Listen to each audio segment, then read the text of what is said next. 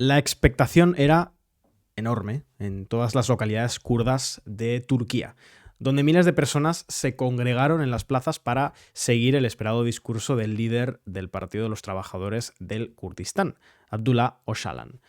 Hago un llamamiento a dejar las armas y asumo la responsabilidad histórica de este llamamiento, afirmó Öcalan en un comunicado hecho público a través de diversos parlamentarios del Partido por la Igualdad y la Democracia de los Pueblos, el DEM. Todos los grupos deben de poner las armas y el PKK debe disolverse, concluía el comunicado. Es un mensaje que no dejó indiferente a nadie, pues si se concreta, se trataría del punto y final a más de 4 décadas de lucha armada contra el Estado turco. El PKK fue fundado en 1978 por el propio Öcalan como organización política, pero en 1984 se decidió a tomar las armas para enfrentarse a la represión de las fuerzas de seguridad turcas. Según diversas estimaciones, más de 40.000 personas habrían muerto desde el inicio de los combates y más de medio millón de personas se habrían visto obligadas a abandonar sus hogares. Nacido al calor del surgimiento de decenas de organizaciones de liberación nacional en todo el mundo durante la Guerra Fría, el PKK surge como una organización marxista-leninista cuyo objetivo era la consecución de un Estado kurdo. Sin embargo, con el tiempo, pues, han virado en su propuesta ideológica hacia postulados confederales como alternativa al Estado-nación. En cualquier caso, Öcalan fue el ideólogo del conocido como confederalismo democrático, un concepto político basado en la democracia directa, el feminismo y el ecologismo. La negación absoluta de la realidad kurda y las restricciones a los derechos y libertades fundamentales. Así resumió Öcalan, eso era una cita textual, las causas de la fundación del grupo en el texto leído por los diputados que han podido visitarle en la cárcel durante las últimas semanas. Hoy, en el 26º capítulo del Mundo al Detalle, nos centramos en el conflicto entre el Estado turco, y los kurdos en concreto, el PKK, en el marco de esa noticia tan importante que, por cierto, podéis leer en nuestra página web. Abdullah Öcalan anuncia la disolución del PKK y además podéis leer más textos sobre el conflicto turco-kurdo. Todo ello, como digo, en la página web de Descifrando la Guerra, descifrandolaguerra.es. Y nosotros, pues ya empezamos con este capítulo, este 26º capítulo del Mundo al Detalle, en el que estaremos, enseguida lo veis, con nuestro compañero Nacho. Así que vamos con la cuña y empezamos. Estás escuchando El Mundo al Detalle, un podcast de Descifrando la Guerra.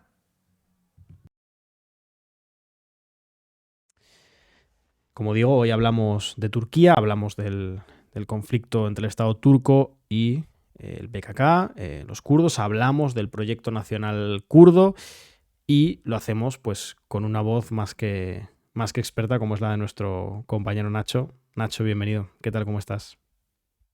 Hola, buenas noches a todos. Bueno, nos ha pillado un poco con cierta prisa, involuntariamente. Era un tema que evidentemente pues, estaba en nuestro radar para hacer un capítulo del Mundo al Detalle a lo largo del 2025, pero no ahora. No teníamos pensado hacerlo ya. Y bueno, pues la actualidad, esta noticia tan importante de tanto calado histórico, pues nos ha obligado a acelerar los tiempos.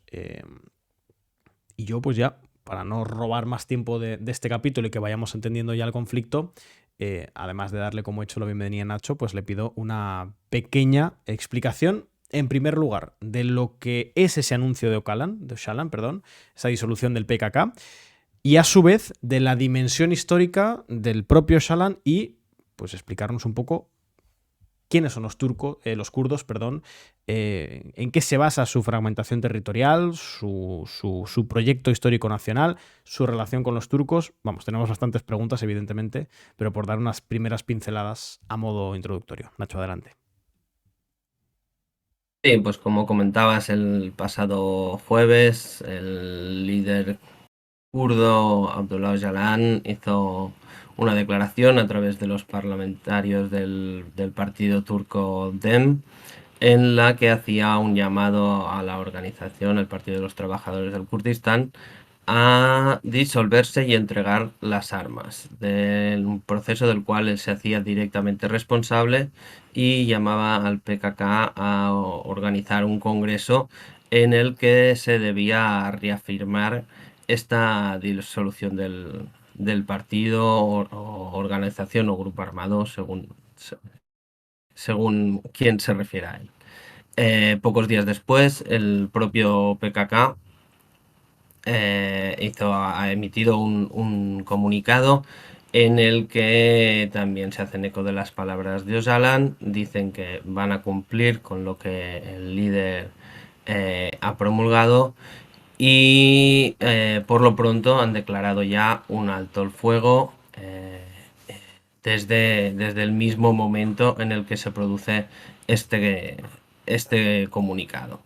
La importancia del momento es evidentemente histórica. Este inicio, podemos llamar, del proceso de paz. Se han dado muchos procesos de paz, muchos altos fuego y muchas negociaciones en estos años, sobre todo en los últimos 10-15 años, pero parece que es el momento más prometedor en más de 40 años de lucha armada del PKK contra las fuerzas de seguridad del Estado turco. Unos conflictos que los cálculos señalan que habrían fallecido más de 40.000 personas, la inmensa mayoría miembros del PKK y civiles kurdos, ¿no?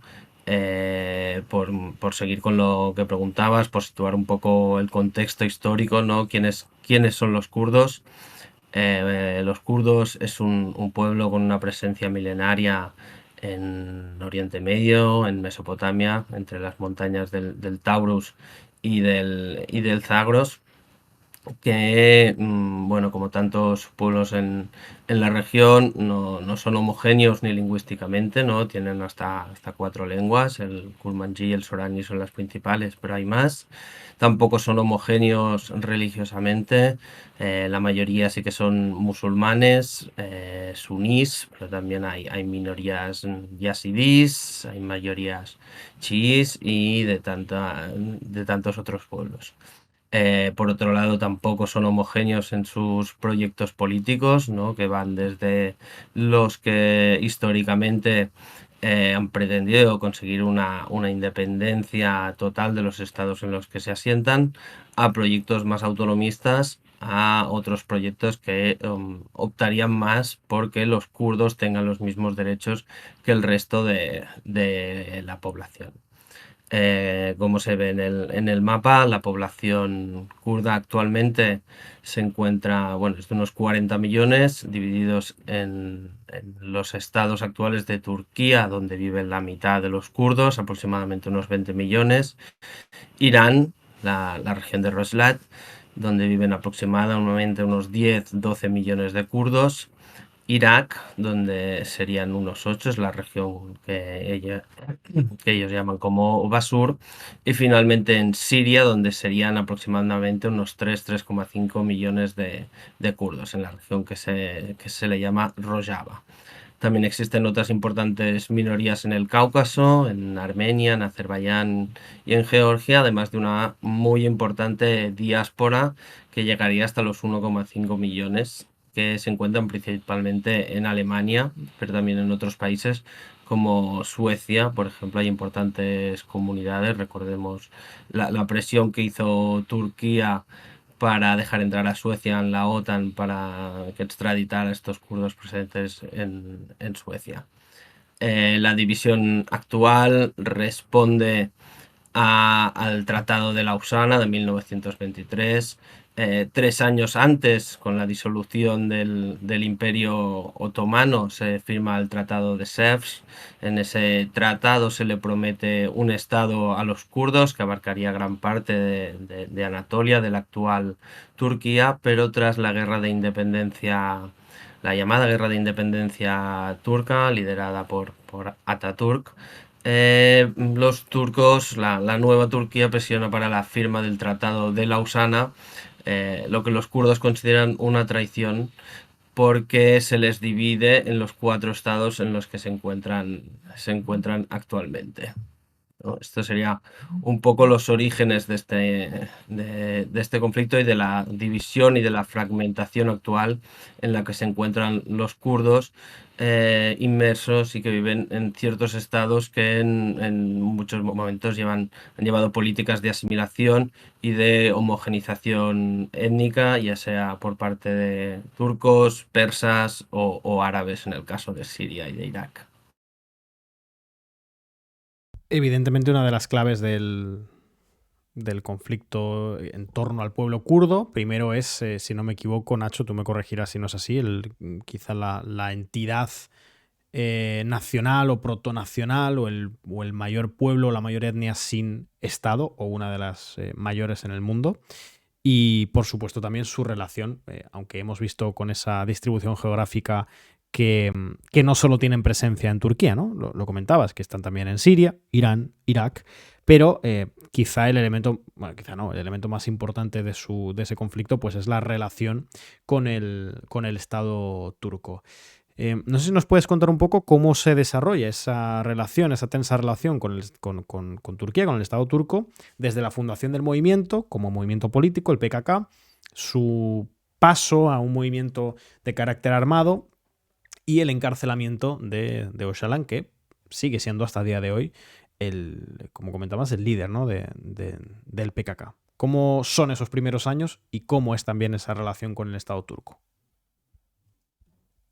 Sí, exacto. Los kurdos representan el principal grupo étnico después de los propios turcos en Turquía. Como decía, son 20 millones de personas, por tanto es una comunidad muy grande dentro de Turquía que evidentemente ha influenciado en las propias políticas turcas, ¿no? Por volver a la época de la creación de la República Turca y la llegada de Atatürk, ¿no? El llamado padre de los turcos, con una política asimilacionista hacia todas las minorías étnicas de Turquía, lo que tocó especialmente a los turcos, ¿no? O sea, era una de las políticas clave del llamado kemalismo, ¿no? La ideología de Atatürk y del CHP, el partido que él fundó y lideró. Por tanto, tras su llegada y la fundación de esta República Turca, se prohibió la lengua turca, se encarcelaron y se reprimieron cualquier intento de buscar autonomía, cualquier revuelta. Ocurrió la importante revuelta de Dersim, en la que se produjeron masacres de miles de kurdos dentro de esta política de un solo pueblo, una sola lengua y un solo país. No cabía nada que no fuesen los turcos, y de hecho desde entonces se empieza a llamar a los kurdos como turcos de las montañas, ¿no? Totalmente se invisibiliza la realidad de este pueblo kurdo. Llegados a la época de los 60 y 70, que empiezan a surgir distintos movimientos de liberación nacional en todo el mundo. Dentro de Turquía se vive una efervescencia política de grupos de ideologías socialistas y comunistas, pero donde la causa kurda quedaba relegada a un segundo plano.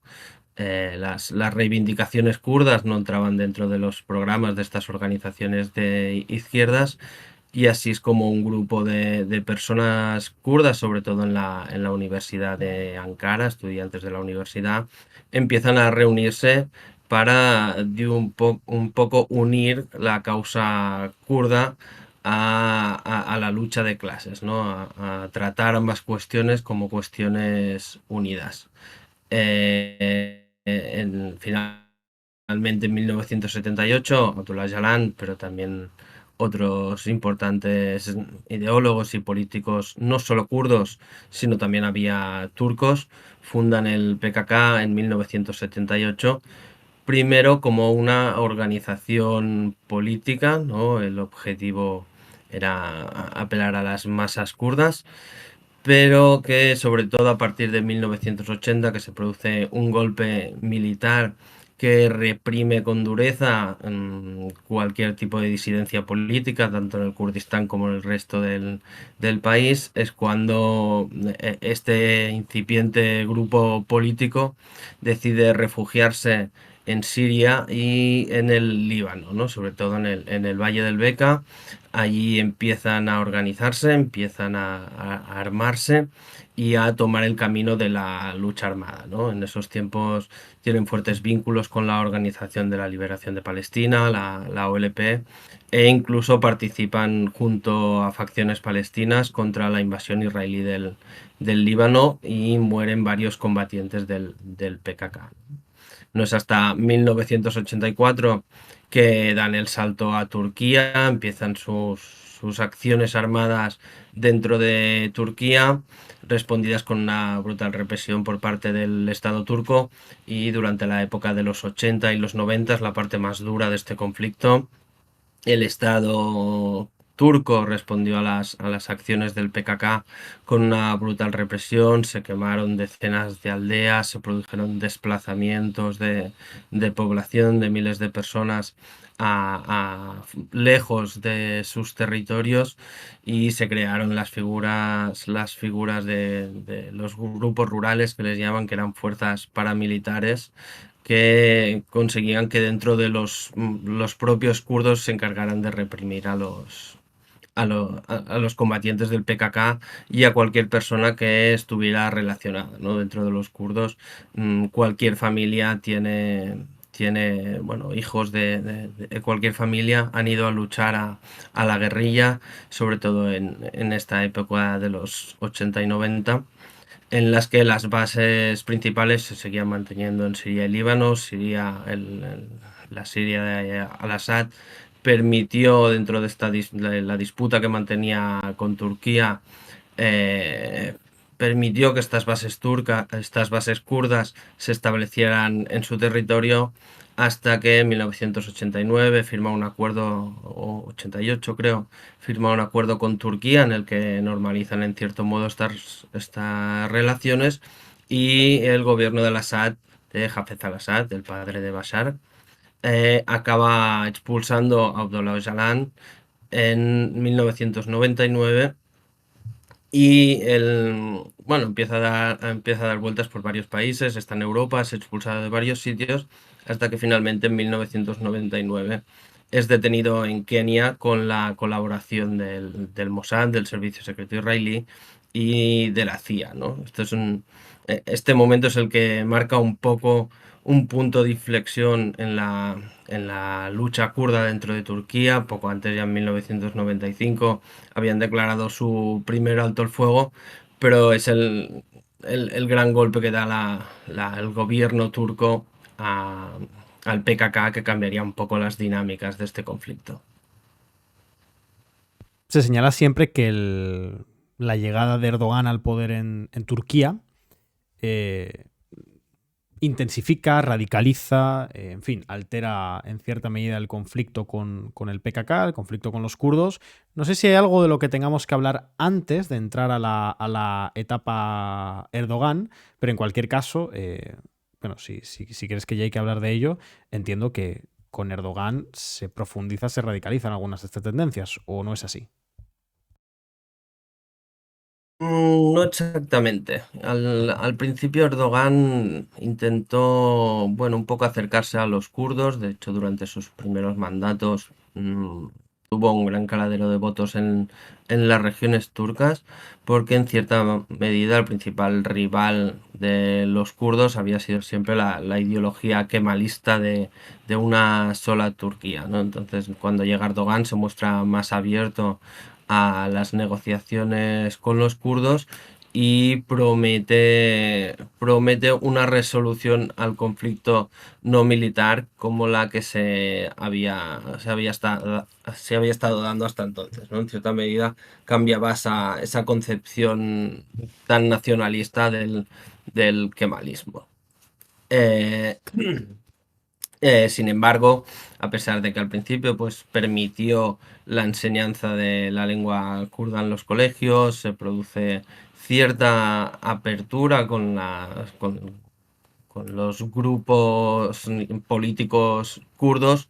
Pronto cambia esa estrategia de Erdogan, ¿no? Y devuelve esa ofensiva contra el PKK, que es la que hemos visto actualmente, ¿no? En este periodo se da, uno de los momentos importantes es el alto el fuego del 2013. Hasta ese momento se habían dado una serie de conversaciones entre el PKK y el gobierno turco, ¿no? Nos encontramos en una época de conflicto de baja intensidad y es en ese momento en el que el PKK decide trasladar todas sus bases y combatientes al Kurdistán iraquí, ¿no? A las montañas de Kandil. ¿Qué pasa en esta época? Para Erdogan se da un punto de inflexión que es la entrada al Parlamento del HDP. El HDP es un partido político que abarca la totalidad del territorio turco, pero que tiene gran parte de su base política en el Kurdistán, porque es de los partidos que más ha apoyado la causa kurda, ¿no? El HDP viene de otras tradiciones políticas, de otros partidos que habían sido duramente reprimidos por el gobierno de Erdogan, el BDP principalmente, y acaba convirtiéndose en el HDP como un modo de abarcar no solo las regiones kurdas, sino el resto de los territorios de Turquía, ¿no? Con una política de izquierdas, feminista, ecologista, que en las elecciones del 2015 consigue superar el umbral de votos que exige el Parlamento turco, la ley electoral kurda, y entra en el Parlamento de tal manera que impide la mayoría absoluta de Erdogan, ¿no? Que pretendía ese año para consolidar el fuerte poder que ya tenía en Turquía, ¿no? Ese es el primer paso y poco después se dan los atentados del Daesh, del ISIS, contra manifestantes del HDP, y este es el momento en el que se rompe la tregua en el 2015 y ahí Erdogan, sumado al golpe de Estado de 2016, al intento de golpe de Estado, es donde Erdogan inicia la gran ofensiva contra los kurdos, que es la que hemos visto en los últimos años, con una brutal represión, tanto política y judicial, con el encarcelamiento de miles de cargos electos del HDP en las principales ciudades turcas, la sustitución de alcaldes y cargos electos por fideicomisarios en importantes ciudades, desde Diyarbakir, Van, Batman y tantas otras, como a la vez militar, con la vuelta de los desplazamientos forzados, con los ataques frecuentes contra, contra la población kurda, que cabe recordar que las bases se encuentran en Irak, por tanto esa amenaza militar dentro de la propia Turquía es muy limitada. Bueno, después tenemos que hablar también, entiendo, de la presencia eh, kurda específicamente en Siria, no solo por la implementación de ese confederalismo democrático, sino también por la particular relación que tuvieron o que han mantenido siempre con el Estado sirio. De hecho, cuando ocurre la caída del gobierno de Bashar al-Assad a fines del 2024, que pues evidentemente muchos de vosotros seguisteis con la cobertura que hicimos en Descifrando la Guerra, se hablaba de pues las consecuencias que esta caída del gobierno de al-Assad podría tener y tendría de hecho para los kurdos en Siria. No sé si quieres explicar un poco o profundizar más bien en esa presencia kurda en Siria, qué importancia tiene para los años de lucha del PKK y del pueblo kurdo el gobierno de Bashar al-Assad y cómo, aunque sea traerlo muy al presente, pero cómo le afectó la caída del gobierno de Bashar al-Assad.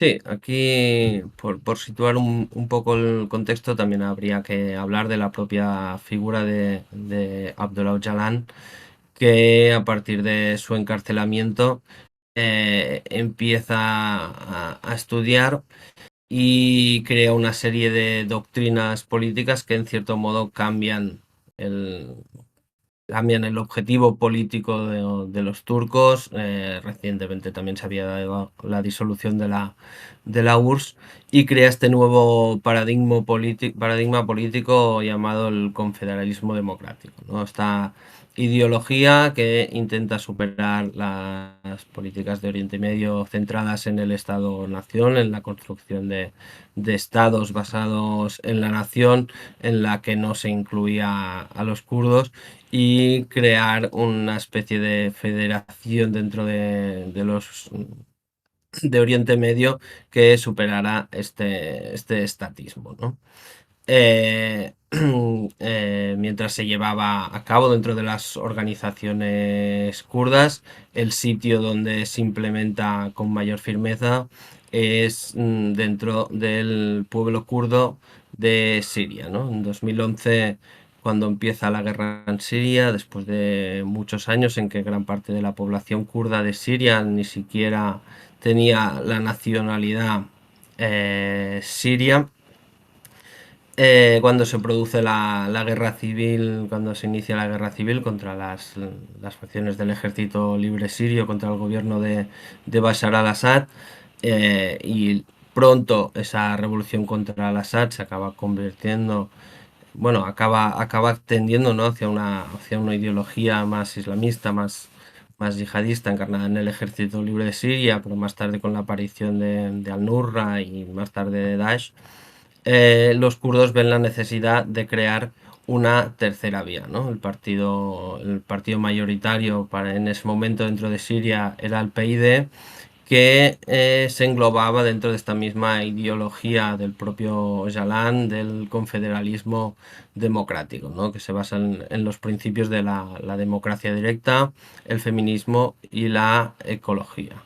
A partir de 2015 de 2013 primero crean la autonomía de Rojava y implementan el contrato social, y más tarde, para incluir al resto de minorías de la región, entre las que están los árabes, circasanos, hay armenios y de tantos otros pueblos, acaban creando la Federación Autónoma del Norte y Este de Siria, siguiendo los preceptos del confederalismo democrático, ¿no? Se trata de esta ideología en el que el poder viene desde abajo, ¿no? Son estructuras horizontales y en la que todos los cargos cuentan con un hombre y una mujer, un sistema de alcaldías y correpresentantes, y todas las organizaciones tienen a su vez su organización hermana íntegramente formada por mujeres, ¿no? Primero, por ejemplo, nacen las unidades de defensa popular, las IPG, y más tarde las IPJ, las unidades de protección femeninas, hasta que ambas quedan encuadradas dentro de las actuales SDF, las Fuerzas Democráticas Sirias, que al principio al-Assad en cierta medida toleran, ¿no? Centra el objetivo de la guerra más en defender Damasco o en defender las zonas costeras, y en cierta medida deja a los kurdos que avancen en esta autonomía política en el norte y este de Siria, donde viven aproximadamente 3 millones de kurdos, pero también muchas otras nacionalidades. A quien sí tuvieron que enfrentarse los sirios de forma importante fue la aparición del Daesh, del Estado Islámico, que centró gran parte de sus ofensivas principalmente en el pueblo kurdo, creando el califato con capital en Raqqa, ¿no?, muy cerca del territorio propiamente kurdo.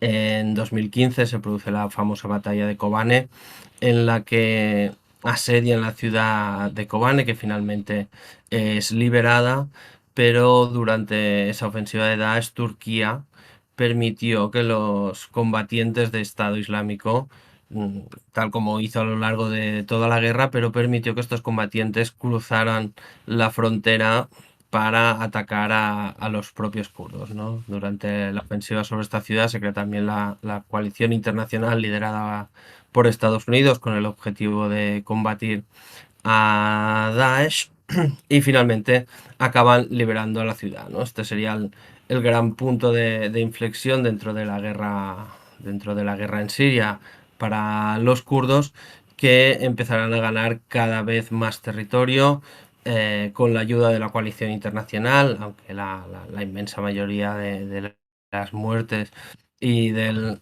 valor ofensivo lo llevaron las propias IPG y PJ, hasta que Daesh finalmente es prácticamente derrotado, aunque siguen existiendo células y además de miles de combatientes en las cárceles kurdas, en los campos kurdos, que los propios kurdos desde hace tiempo han dejado claro que no tienen las capacidades para controlarlas mucho tiempo, y más si no reciben ayuda del gobierno sirio.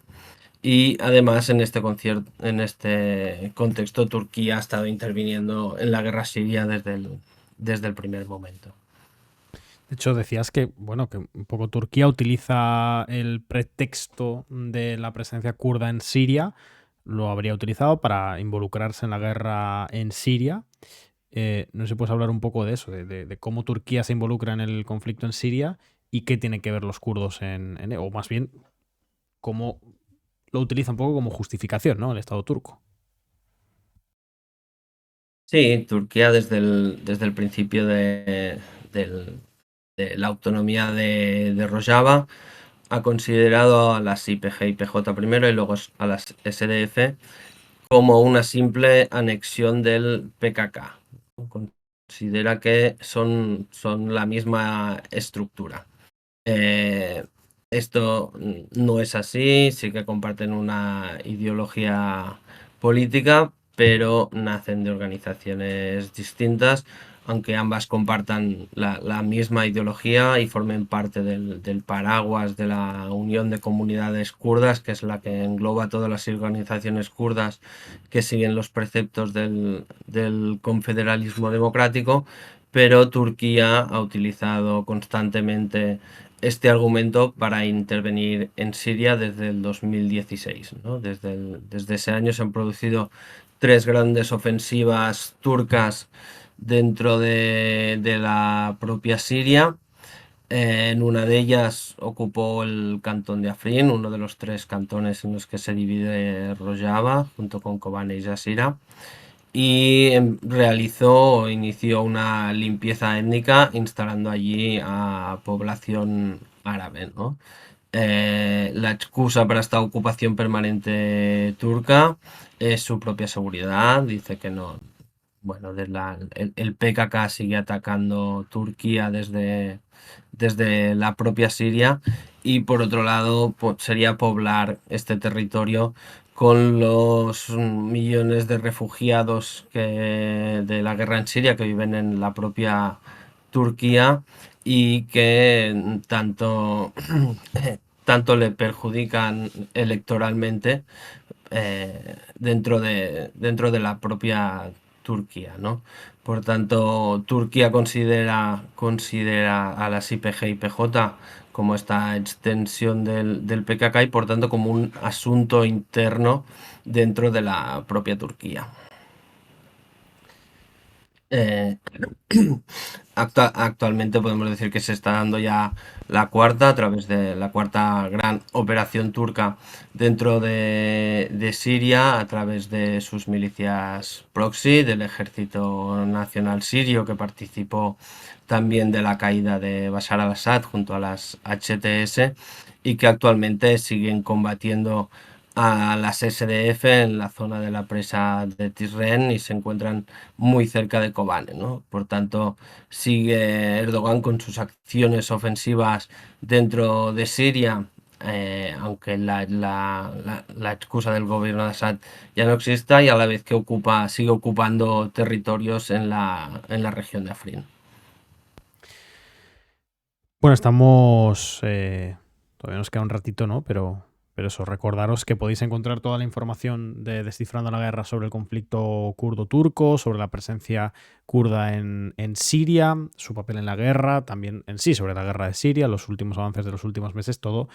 Ya sabéis que en la página web de descifrandolaguerra.es podéis encontrar todo ese contenido junto con, bueno, análisis de, evidentemente, pues de todo el mundo, ¿no? De todos los conflictos, todos los procesos, todo ello en descifrandolaguerra.es. Vamos con una pequeña cuña y enseguida, nada, unos segunditos, pues volvemos. Descifrando la Guerra es un medio de análisis internacional totalmente independiente. Entra en descifrandolaguerra.es para descubrir todo nuestro contenido y nuestros planes de suscripción. Y trayéndolo ya bastante a la actualidad, Nacho, hemos empezado el programa hablando de ese comunicado por parte de Abdullah Öcalan de la disolución del PKK. Hemos contado un poco lo que es en sí esa noticia, ¿no? Y porque además nos da un marco para empezar o para volver a hablar o para hacer por fin este programa del Mundo al Detalle sobre el conflicto o sobre la cuestión kurda, más bien. Pero no sé si nos puedes hacer, bueno, primero, cuáles son un poco las consecuencias que podría tener dentro de Turquía esta decisión del PKK, las perspectivas que se tienen, si nos parece sostenible, bueno, también posibles exigencias, posibles concesiones de los actores, y entiendo que lo leemos como una posición de fuerza al menos en relación a los kurdos por parte del Estado turco. Sí, pues para empezar, las consecuencias internas dentro de Turquía dependerán más de los siguientes pasos que quiera dar Recep Tayyip Erdogan, que por el momento ha decidido mantenerse a la espera, no ha hecho grandes declaraciones al respecto de lo que pueda ocurrir.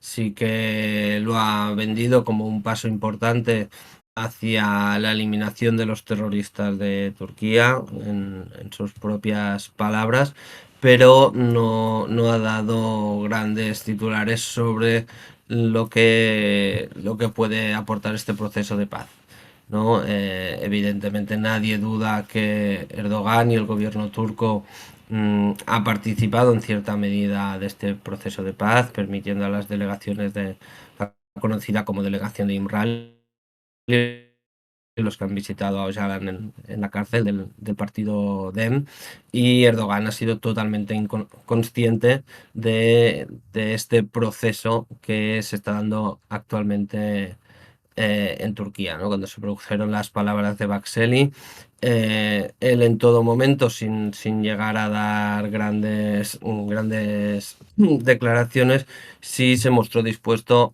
a apoyar este proceso, ¿no? Cuando Bakseli dijo que apoyaría la excarcelación del PKK. Entonces, en estos momentos queda la gran duda de qué concesiones o qué podría haber aportado el gobierno turco para que se dé este paso dentro del PKK y del propio Abdullah Öcalan. Y una de las consecuencias directas y seguramente más factibles sería la excarcelación del propio Öcalan tras los 26 años que lleva recluido en la isla prisión de Imrali, solo con 3 presos más, ¿no? Rodeados de una base militar desde 1999 y que actualmente se enfrenta a cadena perpetua, ¿no? En un primer momento lo condenaron a muerte, pero la presión internacional y por aquel entonces Turquía todavía estaba en disposición de entrar en la Unión Europea, acabó por eliminar la pena de muerte en el Estado, y por tanto la pena de muerte para Öcalan se acabó transformando en la cadena perpetua. Por tanto, este podría ser seguramente el primer paso de Erdogan, la liberación de Öcalan. La figura de Öcalan cabe verla como una figura de amplio consenso dentro de la población kurda, ¿no? Que le habla, bueno, de forma cariñosa se le llama Apo, ¿no? Que vendría a ser tío, y es una figura que para la población kurda su excarcelamiento sin duda sería un paso muy importante, ¿no? El propio PKK, en el comunicado en el que aceptaba las palabras de Öcalan, declaró que celebrarían ese congreso solamente si el propio Öcalan era excarcelado y era el encargado de organizar ese congreso, ¿no? Si no se daban las condiciones para que Öcalan pudiese participar de forma directa de ese proceso de paz, ellos no podrían celebrar ese congreso, que parece que podría celebrarse en los próximos meses en la región del Kurdistán iraquí. No, por otro lado, evidentemente, puede suponer un alivio para la población kurda, que durante años se ha enfrentado a la militarización de su territorio por parte de las fuerzas de seguridad kurdas y turcas, ¿no?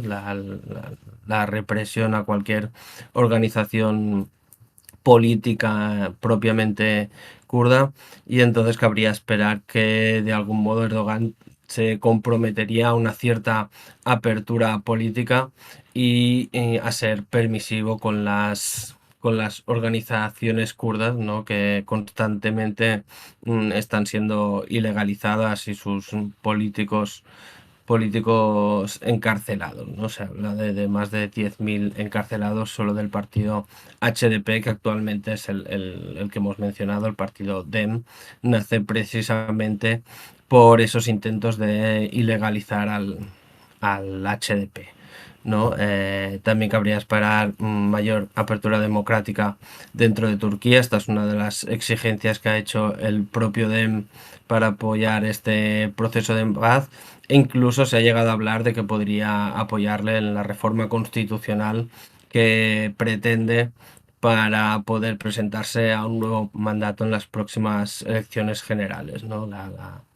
Erdogan ya tuvo un fuerte revés electoral en las últimas elecciones del año pasado, en las elecciones locales, y evidentemente podría sacar un fuerte rédito electoral de tachar esta disolución del PKK como una victoria, ¿no? Aunque, como hemos mencionado, también le da rédito electoral el contrario, ¿no? La lucha contra lo que llama el terrorismo kurdo.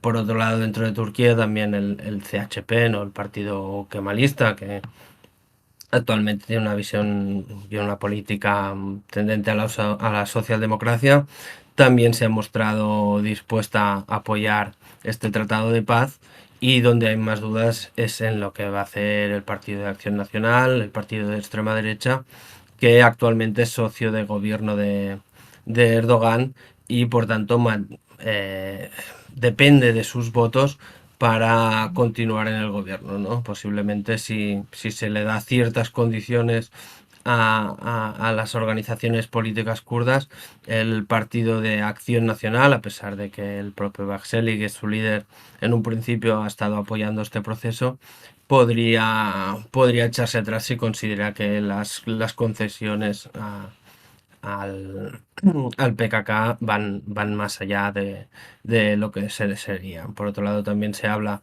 de la excarcelación de los miles de presos kurdos y de crear las condiciones para que las organizaciones kurdas puedan participar de forma plenamente democrática en una nueva Turquía, ¿no? Que está por ver hasta dónde quiere llegar el propio Erdogan en este proceso.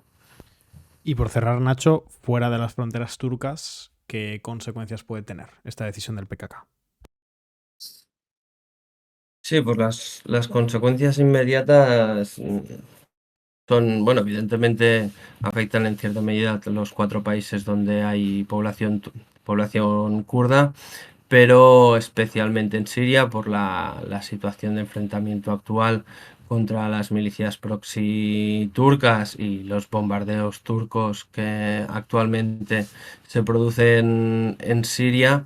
Está por ver cómo afectará este proceso, ¿no? En un primer momento, aunque el PID, el principal partido que sigue, bueno, el principal partido kurdo en Siria y que además sigue la propia ideología del confederalismo democrático promulgada por Öcalan, lo ha visto como un paso importante y ya ha dicho que estarían dispuestos a dejar las armas si se dan las condiciones para ello, ¿no?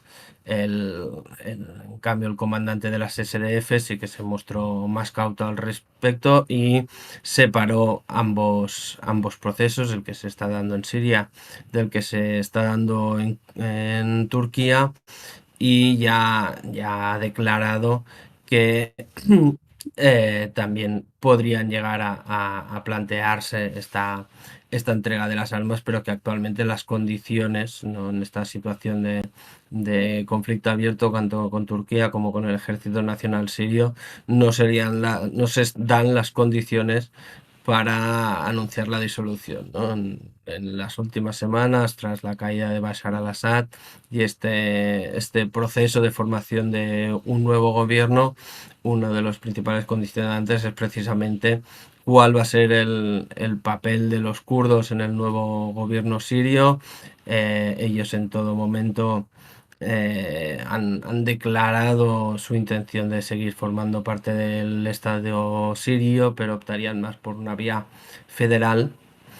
Y también que podrían optar por incluir a las SDF dentro del propio ejército sirio, ¿no? Pero evidentemente este extremo tendría que darse bajo unas ciertas condiciones que no incluyeran su, su disolución dentro del nuevo ejército sirio, sino más bien por las declaraciones que han hecho formar una facción aparte del ejército, lo cual el nuevo gobierno del HTS, con grandes vínculos con Turquía, ¿no? Que ya ha llegado a acuerdos de seguridad y defensa entre el nuevo gobierno sirio y Turquía, estaría por ver si acepta alguna de estas condiciones.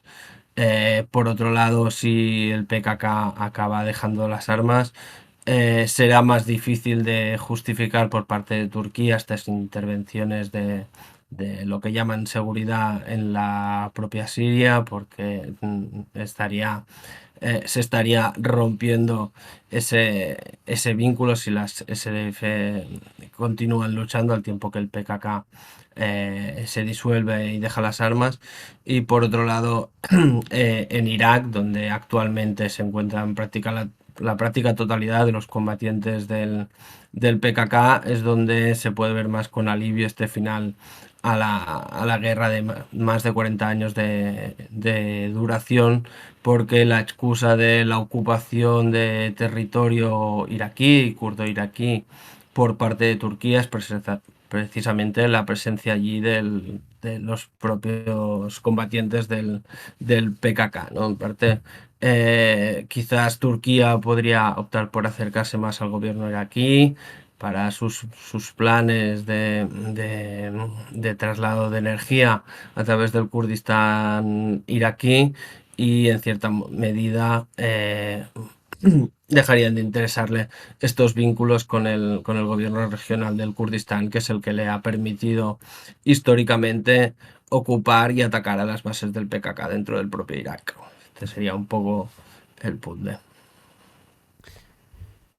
Bueno, pues yo creo que hasta aquí este 26º capítulo del Mundo al Detalle, muy necesario con el contexto. Era un tema que íbamos a tocar en 2025, hemos tenido que adelantarlo. Pero bueno, muchas gracias a todos los que hayáis estado escuchándolo. Lo que siempre digo, si nos habéis estado escuchando en YouTube, podéis escucharnos estos capítulos del Mundo al Detalle en Twitch y también en Spotify.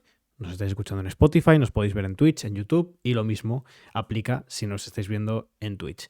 Y para todos, evidentemente, pues recomendaros acceder a descifrandolaguerra.es, no solo para acceder a todos los contenidos en abierto, sino también para bichear un poco con esos planes de suscripción con los que hacéis posible económicamente el trabajo de Descifrando la Guerra, y además accedéis a contenidos exclusivos sobre este tema y sobre muchos otros temas. Nacho, ha sido como siempre un placer tenerte aquí, un interesantísimo programa, y nada, nos vemos pronto por aquí otra vez. Muchas gracias, adiós a todos. Chao, chao, Nacho. Y cerramos ahora sí este 26º capítulo del Mundo al Detalle. Como decimos siempre, muchas gracias a todos y nos vemos en el próximo capítulo. Chao, chao. Estás escuchando El Mundo al Detalle, un podcast de Descifrando la Guerra.